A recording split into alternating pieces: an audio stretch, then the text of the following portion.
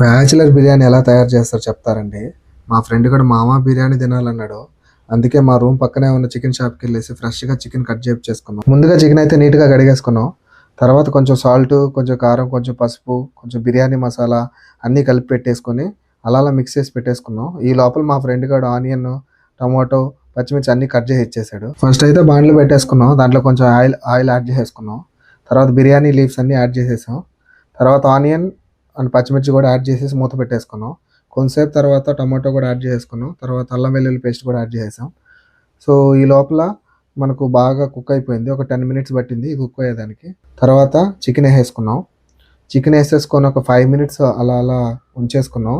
దాని తర్వాత ముందుగా నానబెట్టుకుని రైస్ కూడా మిక్స్ చేసుకొని ఒక 2 మినిట్స్ లో ఫ్లేమ్లో అలా ఫ్రై లాగా చేసుకున్నాం. తర్వాత తగినంత వాటర్ పోసేసి మూత పెట్టేసుకున్నాం. ఎగ్జాక్ట్గా 20 మినిట్స్ తర్వాత పర్ఫెక్ట్ బిర్యానీ అనేది తయారైపోయింది. చూడండి ఎంత డెలిషియస్ అండ్ టేస్ట్గా ఉందో. సో ఒక 5 మినిట్స్ దమ్లో పెట్టేసి దించేసుకున్నాం. మా ఫ్రెండ్ గారు నేను ఫుల్గా లాగిచ్చేసాం. దీనిలో ఒక రైతా కూడా ప్రిపేర్ చేసుకున్నాం. ఎంత బాగుందో చూడండి. మీరు కూడా ఎప్పుడైనా ఇలా తయారు చేసుకోవాలంటే ఖచ్చితంగా లైక్ కొట్టండి. మీరు బ్యాచిలర్ అయితే సబ్స్క్రైబ్ చేసుకోండి.